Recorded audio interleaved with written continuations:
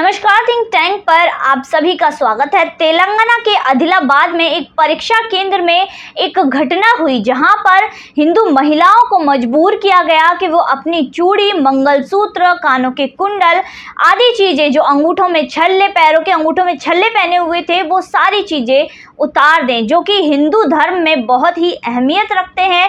हिंदू धर्म में विवाहित महिलाओं के लिए बहुत अहमियत रखते हैं। वहीं दूसरी तरफ हिजाब और बुर्के का वहां पर स्वागत किया गया। अब सवाल ये है कि क्या चूड़ियों, मंगलसूत्र और कुंडलों से आपने कभी सुना है कि किसी महिला को इनके अंदर छुपाकर नकल करते हुए पकड़ा गया?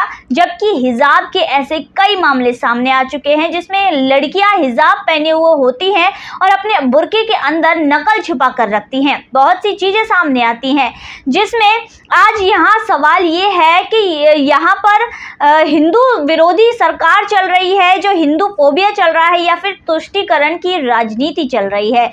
यहाँ पर हिजाब का तो स्वागत किया जाता है, जबकि हिंदू महिलाओं के मांग में सिंदूर, इसके अलावा मंगलसूत्र, चूड़ी और गहने पहने हुए पर रोक लगाई जाती है। यहाँ पर तेलंगाना से ये सवाल उठे हैं कि हिंदुओं को ही क्यों टारगेट किया जाता है। वहीं दूसरी तरफ आपको याद होगा, पिछले ही दिनों में हरियाणा में भी 2 युवकों को रोका गया था जिनको जनेऊ उतारने के लिए मजबूर किया गया था, पर वो दोनों युवक नहीं माने और अड़ गए कि गर्दन उतर सकती है पर हमारा जनेऊ नहीं उतर सकता। इस पर उन लड़कों की जीत हुई, जिसके बाद उन्होंने जनेऊ नहीं उतारा और इसके बाद परीक्षा भी दी। पर यहाँ पर हिंदू महिलाओं ने ऐसा कुछ नहीं किया, वो दब गई और इन लोगों के सामने उन्हें ये सारी चीज़ें उतारनी पड़ी। वहीं दूसरी तरफ हिजाब के तो कई मामले आपने सुने भी होंगे कि हिजाब में लड़कियाँ जो है चीज़ें छुपाती हैं, चोरी करते हैं, इसके अलावा नकल भी करती हुई पकड़ी गई हैं। मुजफ्फरपुर से पिछले ही दिनों एक मामला सामने आया था जिसमें भी 2 लड़कियों को पकड़ा गया था, जिसमें एक लड़की के हिजाब में ब्लूटूथ होने का टीचर को शक हुआ था क्योंकि उसने अपना हिजाब नहीं उतारा था, जिसके बाद टीचर को शक हुआ और ये मामला सामने आया। इस लड़की से जब हिजाब उतारने के लिए कहा गया तो इस लड़की ने हिजाब उतारने की बजाय अपने पेरेंट्स को फोन कर दिया और जमकर वहां पर भीड़ इकट्ठा की गई। वहां पर इस तरह की राजनीति चलाई गई कि यहाँ पर मुस्लिम महिलाओं के साथ बदसलूकी होती है, हिजाब का विरोध किया जाता है, हिजाब उतारने की मांग की जाती है। पर सवाल यही है कि यहाँ क्या इस देश में 2 कानून हो सकते हैं, हिंदुओं के लिए अलग और मुस्लिमों के लिए अलग? इन लोगों ने पाकिस्तान की रणनीति अपनाई। अगर यही सब करना था, कानूनी अलग होने थे, तो देश का बंटवारा क्यों हुआ? राजस्थान में भी एक मामला सामने आया था जिसमें रीट की परीक्षा को लेकर जबरदस्त सख्ती बरती गई थी। यहाँ पर महिलाओं के मंगलसूत्र, चूड़ी, कानों से कुंडल और ये सारी चीजें उतरवा ली गई थी, दुपट्टे तक उतरवा लिए गए थे। वहीं हिजाब का स्वागत किया गया था, बुर्के का स्वागत किया था, उन पर कोई भी कार्यवाही नहीं करी गई थी। यहाँ पर हिंदू महिलाओं को ही इस चीज का शिकार होना पड़ा था, यहाँ तक कि उन्होंने अगर लंबी बाह के कुर्ते भी पहने थे तो उन बाहों को भी काट दिया गया था। तो इतनी सख्ती यहाँ पर सिर्फ हिंदू महिलाओं पर ही दिखाई गई। वहीं कहा गया कि हिजाब इनके धर्म का अटूट हिस्सा है। वहीं दूसरी तरफ अब सवाल ये है कि क्या मंगलसूत्र पहनना एक सुहागन की निशानी नहीं है? क्या सिंदूर लगाना सुहागन की निशानी नहीं है?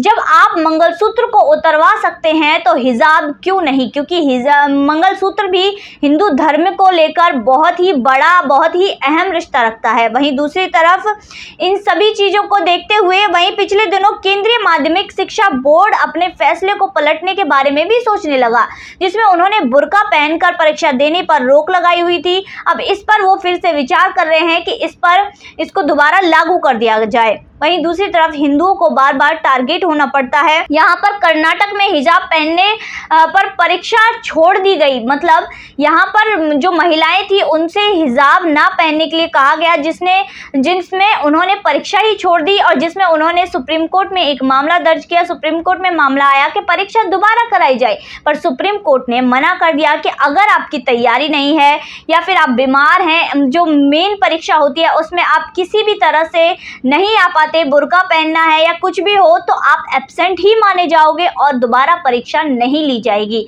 सभी के लिए एक ही कानून है। वहीं दूसरी तरफ आज देश में हिंदुओं को ही टारगेट किया जा रहा है, हिंदुओं के ही रीति रिवाजों को, हिंदुओं के ही जो चिन्ह हैं उनको टारगेट किया जा रहा है, पर इनके जो चीज़ें हैं उनको नहीं। वहीं सवाल ये है कि आधी अधूरी शरीयत क्यों लागू की गई है, पूरी कर दीजिए। इनकी शरीयत में तो ये भी लिखा है कि जो मूर्ति पूजा करने वाले होते हैं वो विरोधी होते हैं या उनको जीने का कोई अधिकार नहीं होता, उनका कत्ल कर दिया जाना चाहिए। तो ये मामला धीरे धीरे क्यों बढ़ाया जा रहा है, इसको एक ही दिन में करके खत्म कर दीजिए। वहीं ये सारी चीज़ें की जा रही हैं। अब सवाल यही है कि इस देश में दो विधान क्यों है, हिंदुओं के लिए अलग और मुस्लिमों के लिए अलग क्यों है। तो आज की वीडियो में बस इतना ही, फिर मुलाकात होगी ऐसी ही वीडियो के साथ। तब तक के लिए देखते रहिए थिंक टाइम।